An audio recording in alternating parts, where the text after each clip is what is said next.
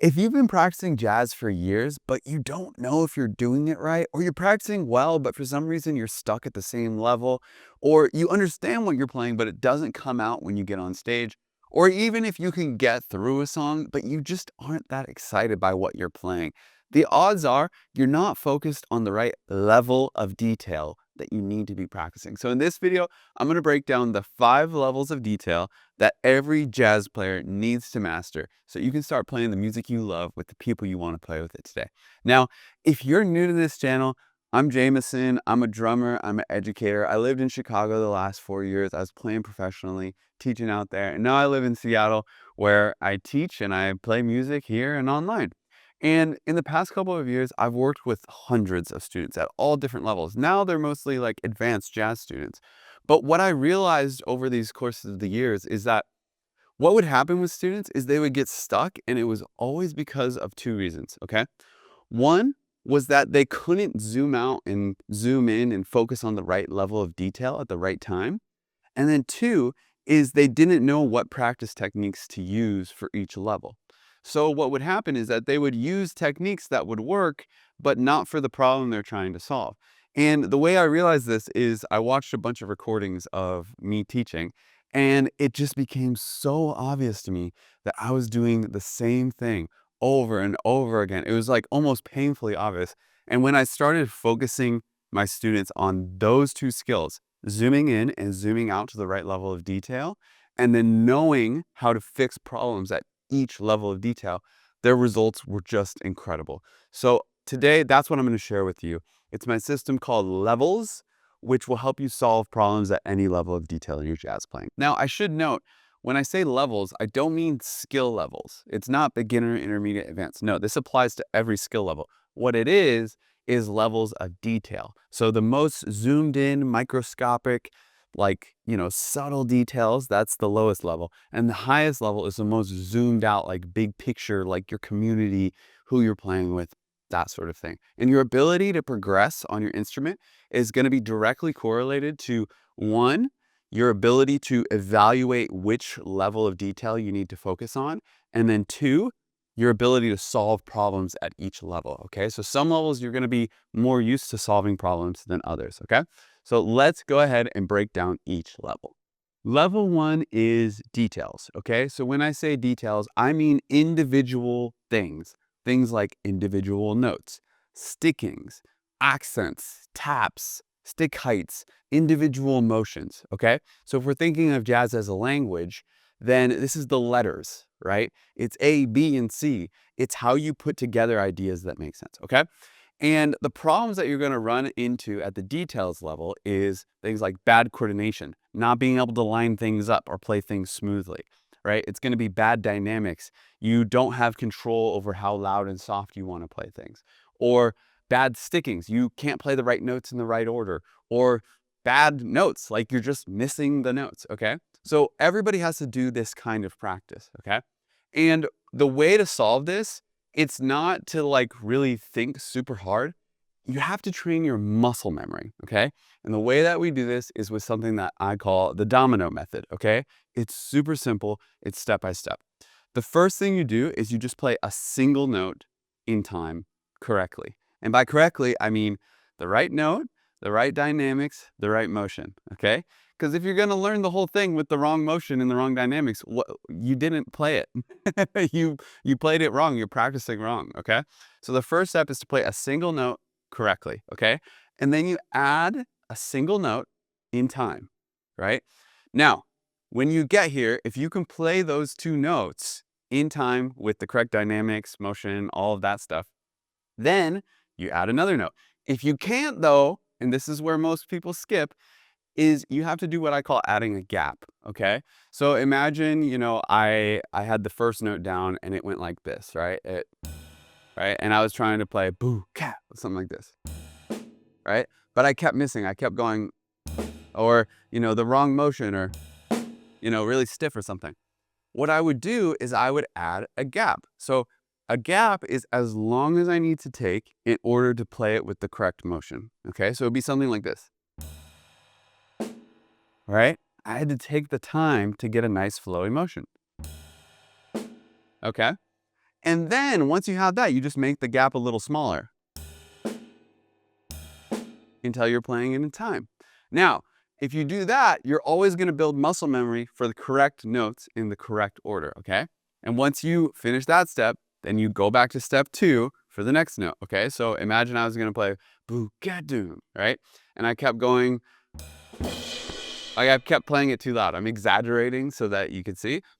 Then I would play the first 2 notes in time, and then get the last note with the right motion, as much of a gap as it takes. And then I would dial it in, get the gap closer, right? And then try to get it in time. Okay? If you do that, if you are patient enough to do that, you'll get all the right notes in the right order, and it's going to be in your muscle memory. It's going to be in your body, not just in your cognitive understanding of what the beat is, okay? Now, the mistakes that you're going to make, because you're probably listening to that and you're going, Jameson, that is so simple. Yes, that's the point. It's simple. That doesn't mean it's easy. And the reason it's not easy is because it's emotionally hard. Because you're probably thinking, well, I can probably figure it out faster than that. And that is the exact thing that will hold you back at this step, okay? It's being impatient. It's saying, oh, well, I can add 3 notes, right? And then you add 3 notes with the wrong motion, the wrong dynamics, and the wrong sticking, whatever it is. And then you build all these bad habits that your teacher has to go back and fix later, right? So that's the first mistake, is just adding too many notes. The second mistake is looping, right? So everybody wants to like set up a little loop. But I've taught thousands of hours of lessons, and I tell you, what will happen when you loop is you get cognitive exhaustion, okay? So you're playing it over and over again, and you get less and less brain space, and your accuracy goes down and down and down, till eventually you're just repeating something that you don't even know that you're playing it incorrectly. And then you're building muscle memory for playing it incorrectly. So everybody wants to loop because they think it's going to be more efficient, but it's not. It will make you get better slower. Do not loop. I almost never loop anything unless like it's a groove that I'm actually going to play repetitively, and I've already got it 1 time in a row, 2 times in a row, 3 times in a row, 4 times in a row, and I need to practice some stamina around it, okay? The reason that these problems happen, oh, the one more mistake that you're going to make at this stage, going too fast. Going too fast. You should go slow enough that you get all the notes correctly. If you don't get all the notes correctly, you're building bad habits. There's no point in doing it. I hate to tell you, right? And at the end of this, with each of these levels, there's like a character trait that you really need to have, because music, honestly, intellectually is not that complicated. It's very simple, but it's emotionally hard because it takes lots of different character traits to do it well. The trait that you're going to need here is patience and humility, okay? Because you're going to feel like, well, you know, I can play funk bomb. I shouldn't have to go slow to get every note right. That's ego. That's ego. Because the really good players, they're down to go slow because they want to set good foundations, right? It doesn't matter how good you are. If something is difficult and you can't play it, you have to have the humility to slow down and figure it out, and the patience, the not being in a rush enough to actually do it right the first time. But if you do that, you don't have to be patient, because you're going to get better way faster than everybody else, because you're actually patient enough and humble enough to do it right the first time, so you build good habits. By the way, if you're loving this, I created a free levels guide that will help you diagnose which level you need to focus on right now, and then give you a plan for how to fix that. So if you want that, click the link in the description. And that brings us to level 2, ideas, okay? So ideas at level 2 are groups of details, okay? So an example of an idea would be a piece of vocabulary, right? Would be a rudiment, which is a group of stickings. Would be a groove, which is a group of coordination, okay? So if the details are individual letters, then ideas are words, right? And just like in reading, if you learn how to read and you sound everything out, k, a, t, and then when you're reading, you're sounding out every single word, it's going to sound weird. It's going to sound choppy. It's going to be exhausting. It's going to take a lot of mental energy. So when you're reading, You learn how to group things together into chunks so that you don't have to spend all the cognitive energy in order to process what's happening, okay? So the problems that you're gonna run into at the idea level is that your ideas don't sound smooth when you go to play them. Or you practice an idea all day, and then the next day, when you go to play it, you like can't do it. It's hard. It's like a stretch. Or when you're practicing an idea, it gets worse over the course of your practice session, okay? It's also gonna feel like you need to practice things 1,000 times in a row just to get them right. And you're gonna wonder, is my life even long enough for this?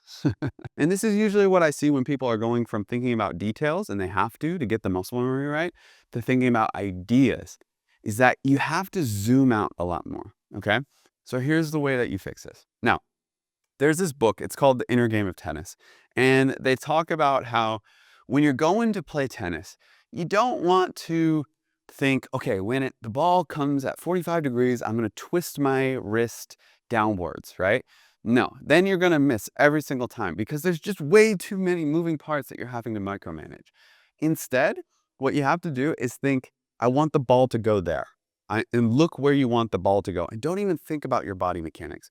And what will happen 9 times out of 10 is your body will figure it out, right? It will figure out all the things that you need to do, all the little details and rotations and upward motions to make that ball go over the net if you give it an intention, okay? And drumming is the same way. When I first started teaching, I had a lot of beginning students, and we would learn things from the ground up with the domino method, with a bunch of details, right? And then we would get to the point where we have to flow and play it along with the song or something like that into the idea phase. And it was a mess. They couldn't play it more than a couple times in a row. If they broke their focus, then it would fall apart. And you've probably felt like this. If you ever had these sessions where you practice it and you're like, oh, I got it right. And then it starts to get worse, right? What I found when I was teaching students is that if I got them to focus on something else, they actually played it better. And I started by doing this. I had them stare at a piece of paper on the wall or a point, and it was crazy how well they played it and how smooth they played it when they weren't even thinking about it. But what would always happen is that they had to put so much focus onto that piece of paper on the wall that it took too much energy, and they're thinking about two things at once and their attention would break, okay? So I found that the most important thing that you have to focus on, it's the only thing that you can really focus all of your attention on when you're playing and still play smoothly, is the sound of what you're playing. Because it's just like talking. If you think about what you're trying to communicate, it'll just come out. If you think about how your tongue is moving, that's too much. It's too much. You get all in your head and you stumble over your words, okay? So the way that you fix problems at level 2, the idea level, is to sing it, okay? What do I mean by this? So you have all the muscle memory. You've done the detail work so that you know it's this note, then this note, then this note. The next step is to sing it. You say, boo-ka-do, boo-ka, right? You just sing it with your sounds. And you don't have to sing it with any perfect syllables or anything. That's not the point of this. The point of this is to practice audiation, which is where you hear something in your head, okay? And when you do this, then you go to play it, you're going to be tempted to, when you go to play it, think right, left, right, left, right, right? Because that's how you learned it. But you have to force yourself to just sing it while you're playing and just go, do-ka-do, do-ka-do. And what this is going to feel like is it's going to feel like you don't know what you're playing. That's what my students always say. It's like, I don't even know what I did, right? Because you're putting your attention on something bigger, which is the sound. So you don't have time to micromanage all your limbs and stuff like that. And here's what's going to happen. It's going to flow. It's just going to flow. It's going to work better. But there might be a little blemish or two at the beginning. It's like you might go, right? A little flam in there or something like that. And what you're going to do is you're going to get scared. You're going to be like, oh, no, I have to go back to controlling it. Right, left, right, left, right. And then you're back in the circle where you're never going to play it flowing because you're cut at for every single word, okay? So what you have to do in this stage is you have to sing it while you play it, do-ka-do, do-ka-do, and let the blemishes be there, okay? And what's going to happen is if you play it with the blemishes while singing a couple times, your brain will just kind of automatically fix it because our brains are intention setting machines. So, if I threw a tennis ball at you 10 times and just told you to hit over the net and didn't tell you how, you would get a little better over time just by having that intention, okay? So that's the part where most people they're gonna duck out and they're not gonna be able to do it. And that brings us to the character trait that you need to have for this, which is trust. You need to trust it. When you're thinking of all the details to play something, right, left, right, left, right, or thinking about the stick height or whatever, it doesn't take a lot of trust because you're controlling everything. You're saying this, then this, then this, and this, and this, and there's no way I can mess it up, right? But when you just sing it, you have to trust that your body knows it well enough to just play it without thinking about the details, okay? And that's scary a lot of times because you're like, no, I just got it. I just figured out all the details. I just got to the point where I can do it. And now you want me to not think about it? What if I mess up? Then I'm not going to feel like I'm good enough, And that's really the price you have to pay is you have to trust that you're good enough that even if you don't think about it, it's just going to come out. Now, here's the thing. What we're practicing when we do that, when we sing it and then play it, by the way, it's going to make everything smoother. It's because you're just taking out all this cognitive load. You don't have to go cat. You go cat. And that's just one thing. It's so much easier. It's way less thinking. When you practice this way, you're practicing hearing something in your head and having it come out of your body. And isn't that what we all want to do? Like, don't we all dream of being able to just hear things in our head and have it flow out of our body and it just comes, right? It's just easy. So if you want that result, the thing is you have to slow down and practice that way. And that requires trust. But what you're going to find when you do this, if you do this, you're going to start to flow, okay? But what you're going to find is that you have these ideas and you can play them, but you don't know how to put together in ways that make sense, okay? And that's when you're going to have to go to the next level and practice that stuff. The next level, level 3, is phrasing. So ideas were groups of details. Phrasing is groups of ideas, okay? So phrasing is things like AABA, song form, trading fours, repetition, things that give your ideas meaning by putting them together in a way that makes them make sense. So if we're thinking about it like a language, then phrasing is like sentence structure, punctuations, noun and verbs. It's the stuff that makes it so people know what you're saying instead of just like stringing a bunch of random words together. Eventually, when you get really good at phrasing, you're going to be able to put different ideas and have the same phrasing, okay? The way it works, it's kind of like a poem or a rhyme scheme, right? I can have different words in the same structure, but it kind of has the same meaning, right? Like bippity boppity boo, the cat jumped over the shoe, right? I could go flippity floppity flap, the cat put on a hat, right? It's the same phrasing. It kind of has the same, right?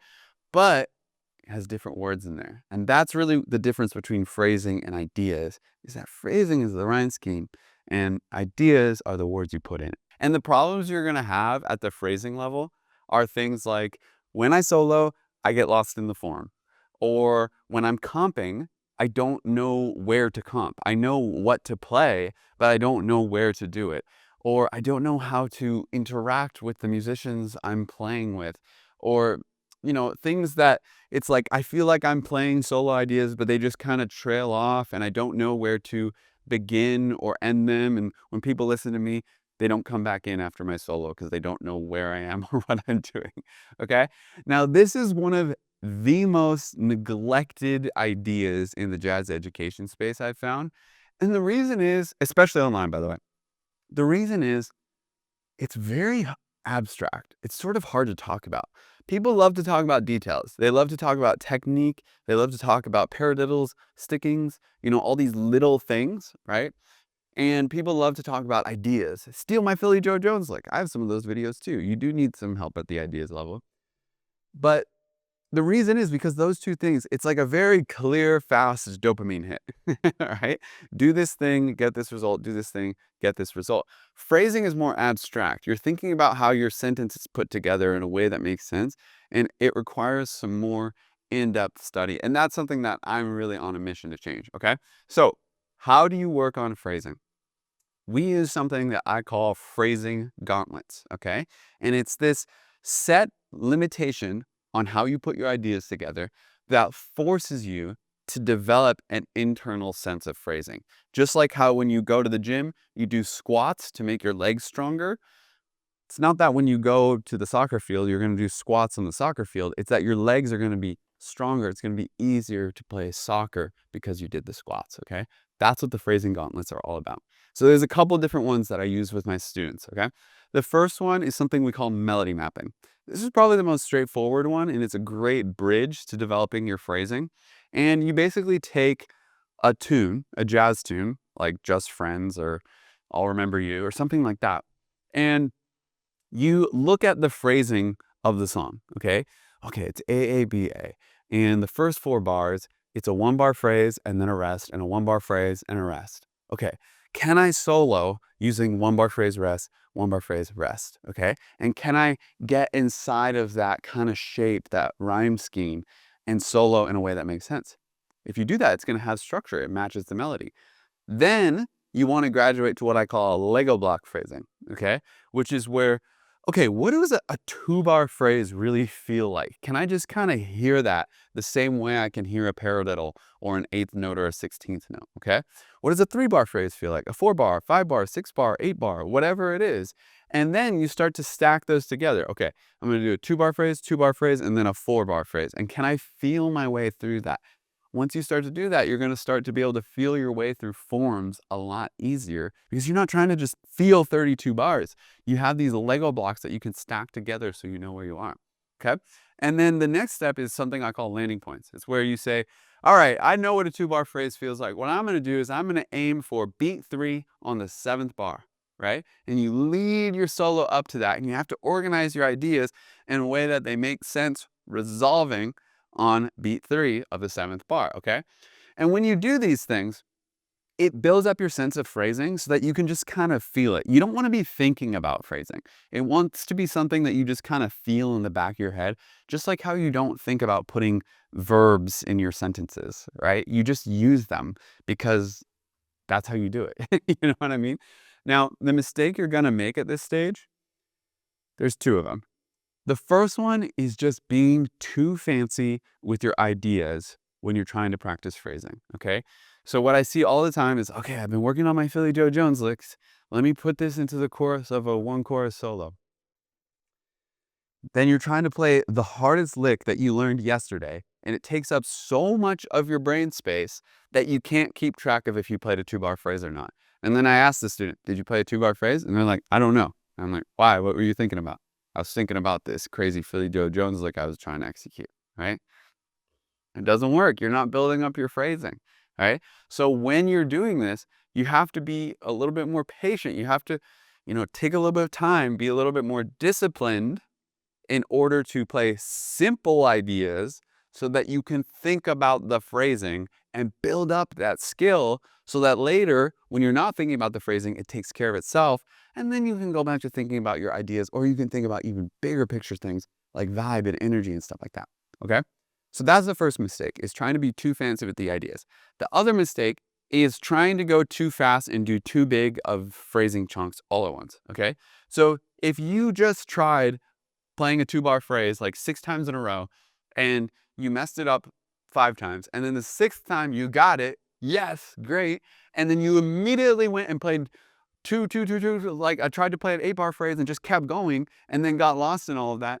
You didn't give yourself a good repetition. You didn't build the muscle memory of the phrasing because your brain needs to hear it end and know that that's what it was to get a check mark so that they can remember that's what we should be doing, okay? And so everybody goes, oh, I played a 2-bar phrase. I can definitely play a 4, 6, 8. I love the enthusiasm. But you're not going to build good habits if you don't take it step by step and make sure you really got a 2-bar phrase before you go on to longer phrase lengths, okay? Now, the trait that you're going to need to really get good at this is discipline. It's discipline. It's the discipline to not play your fanciest solo ideas when you're working on phrasing, all right? Because you're just going to overwhelm your brain and then you never get the phrasing dialed in. Or the discipline to play a 2-bar phrase, play it again, play it again, play it again until it's actually dialed in, right? Rather than, I got a 2-bar phrase, I bet I can do a 4, I bet I can do a 6, right? I'm sure you can. I'm sure you can. That's great. But I guarantee you're going to get better faster if you take the time to get each one really good before you go on to the next one, okay? And once you start to do this, what you're going to find is that all your ideas make sense. You don't get lost in the form. When you're comping, you can interact in a way that really makes sense, because if you're thinking of how you and the person you're comping for are putting together ideas in a way that makes sense, rather than just like note to note. And what's my left hand idea that I'm going to play, right? You're thinking bigger picture, which makes it so that you can make better decisions. And what you're going to find when you do this is that you could basically get through most jazz songs. Like, you don't get lost. You can serve the soloist by comping, and everything you play makes sense. But the problem you're going to run into is that you feel like you're just getting through it, that you're just getting by. And I think most of us started playing jazz for a lot more than that. We wanted to be creative. We wanted to be in the moment. We wanted to express ourselves. We wanted to take risks. And that's where level 4 is going to come in. And I got to tell you, none of this stuff matters if you don't diagnose which level you need to focus on the most. So if you're loving this video, I made a levels guide that will help you diagnose which level you need to focus on right now, and then give you a game plan for how to fix some of those problems at that level. If you want that, just click the link in the description. That brings us to level 4, which is performances. Okay, so phrasing is groups of ideas. Performances are groups of phrasing. Okay, so that's things like an entire solo, an entire song, an entire set of music on a gig you have, right? If phrasing is like sentences, then performances are the stories you tell. It's taking all these ideas that you can make sense and putting them together in a way that you make people feel something. Not just like you get through it, but that it communicates something emotionally. And the thing is, most musicians will never work on this, unfortunately, because it takes a lot of work. You have to have the other 3 levels. You have to have enough command over them that you can really communicate something emotionally. And it's extremely difficult to talk about.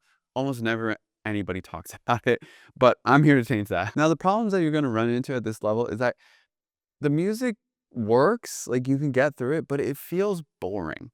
Or, you can get through it, but it just feels safe. Or the music feels like it just goes in circles. And people respect your playing, but it's not like, hey, I really want to play with that person, because, you don't really push them, okay?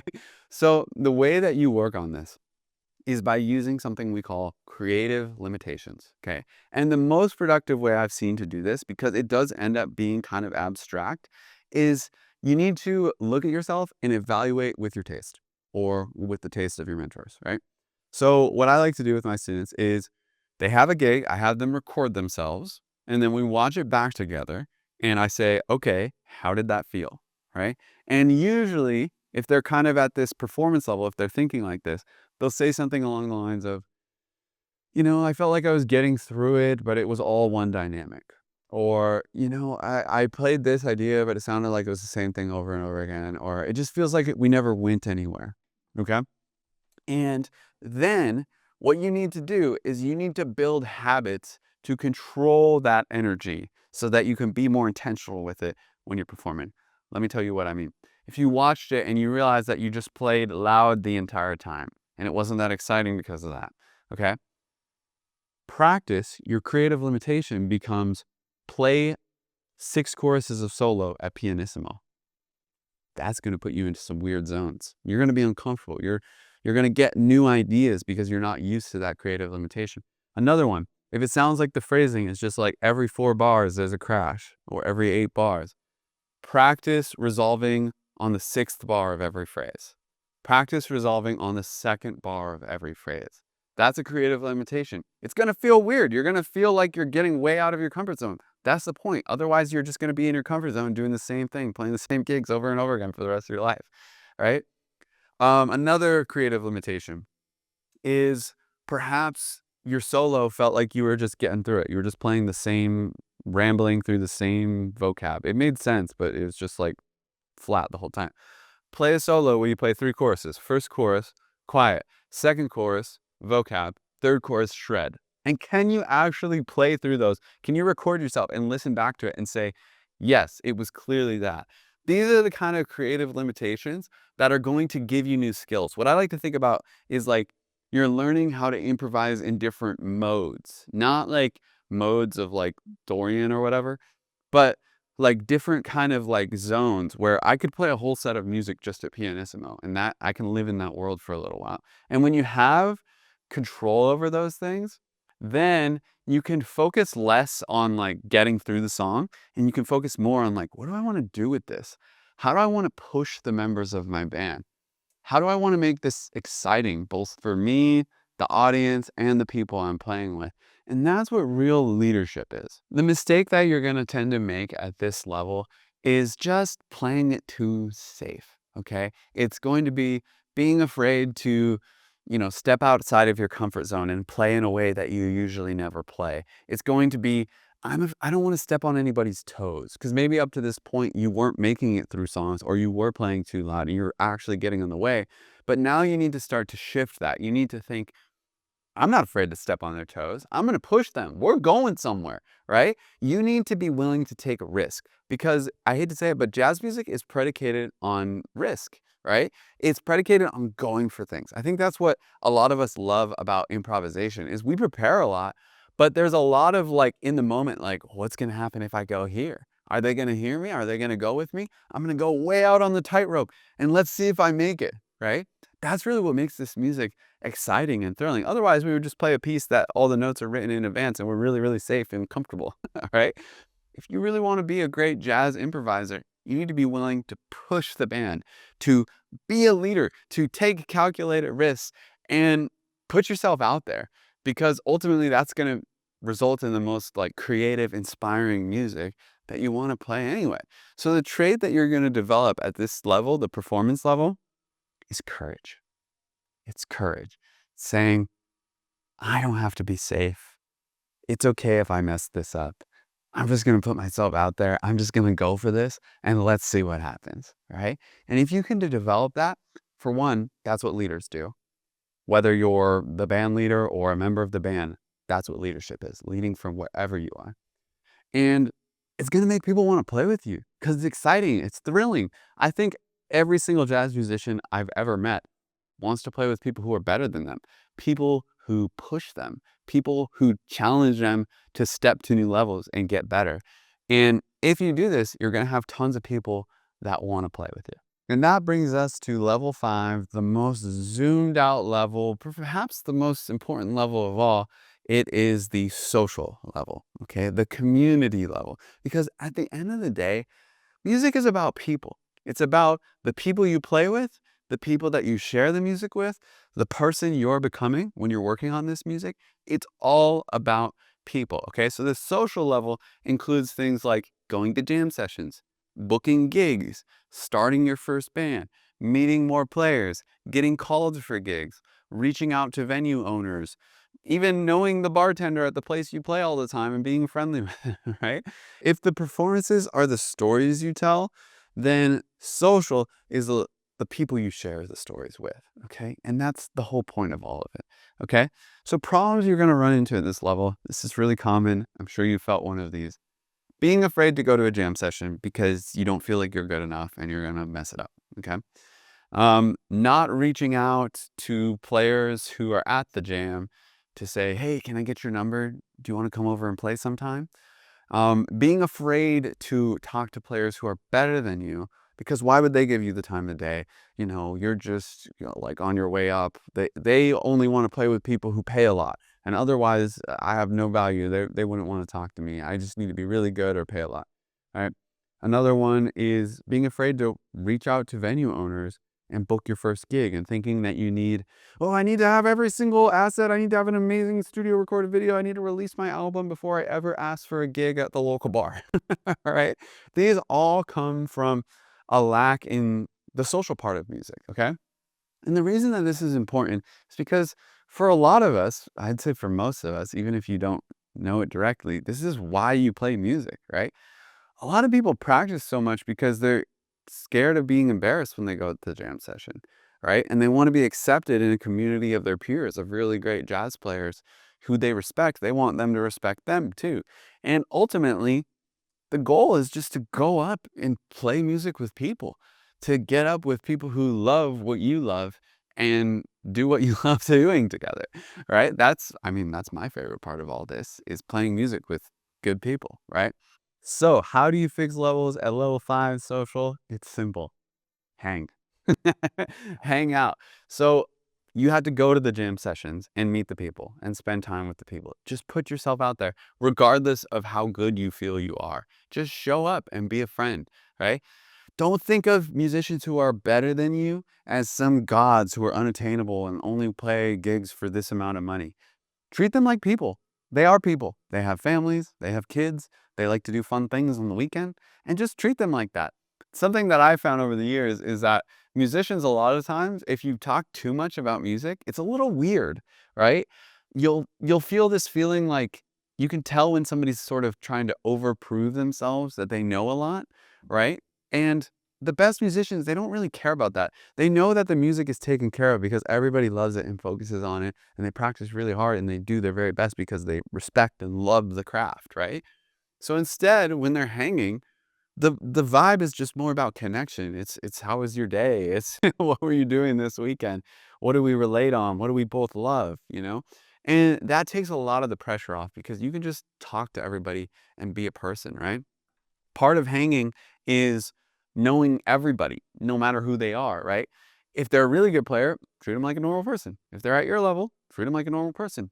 If there's somebody who's maybe less experienced, don't go up on the bandstand and be like, "Oh, I only get to play one song at the jam session, and it's always with players who are less experienced than me, and that's kind of a drag." Come on, man. Like at some point, you were that person and other people pulled you up, and I guarantee that because you're not the first jazz player. Right? This music is built on community. This music is built on like helping each other get better by being encouraging. It's like if you're a baby, you know, your dad is not going to be like, you don't get to talk to me because you don't speak English good enough, come to me when you're better, right? No, he's just going to speak to you at your level and help you rise up. And that's what this music deserves. Okay, because somebody did that for you, and you should treat everybody like that. You should treat everybody with the utmost respect, the utmost generosity, so you can build up the music. And that goes for everybody. It's not just the people on the bandstand who are good at what they do. It's also the people in the audience who they show up every week. You treat them with respect. It's the people who are working the bar. Hey, this jam session happens because there's a bar here, right? You got to treat these guys well because they're part of this community. They're lifting this music up by doing their role, okay? And what you're gonna find if you do this, if you treat everybody like a friend like this, if you treat everybody with generosity, if you don't judge yourself, but you make it about the music, you're gonna find that you are supported by a community who cares about you and what you're doing, okay? And everything gets easier from this, okay? The first thing is you are not gonna be afraid to get on stage and play at that jam session because you're like, oh, Ted and Bill and Johnny and Megan, they're my homies. They got my back, you know? Nobody's judging here. We've all been through it, right? Also, when you play with people that you're really close with, you're not going to be afraid to take risks and get better faster because you're so tight. You know, there's no judgment. We're all trying to get better. We want to push each other. Some of my best gigs are where we like showed up there and it started like an hour late. And so we all hung out and had dinner before, right?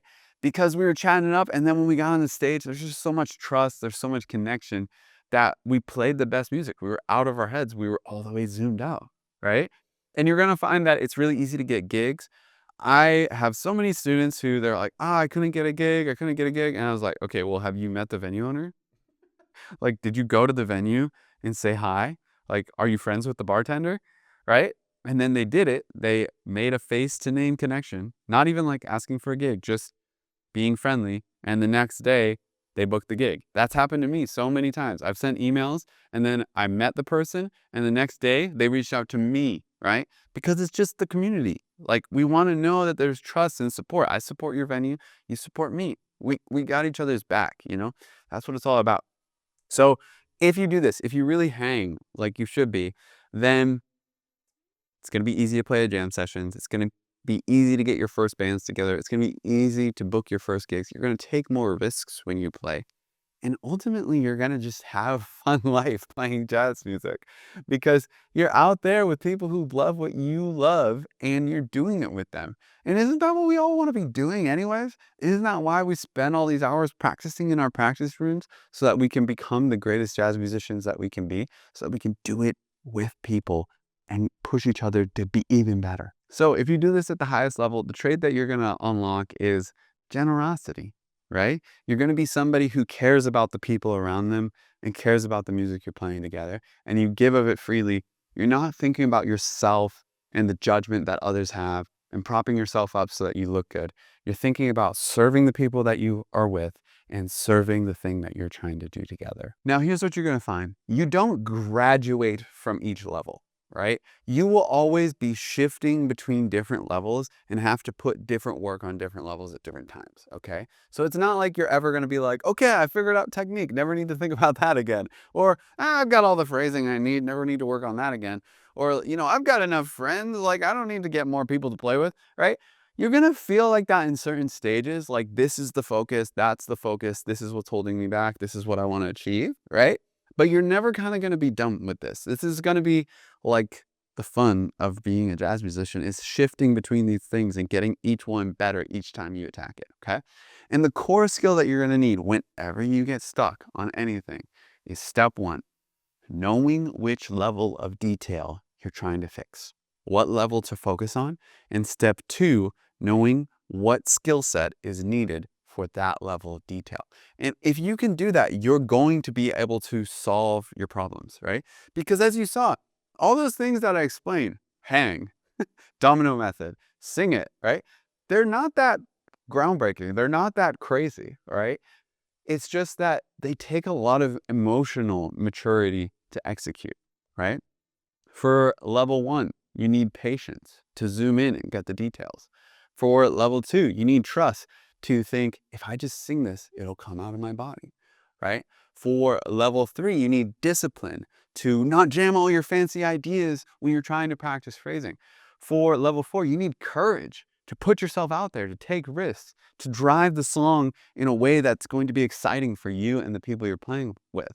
And for level five, you're going to need generosity, to care about the people that you're playing with, to take the focus off of yourself and put it on the people that you're playing music with to make them sound better. And I mean, if you can develop all those things, first of all, that's just what an amazing journey. I mean, this has been the journey of my life, is developing these things through playing music.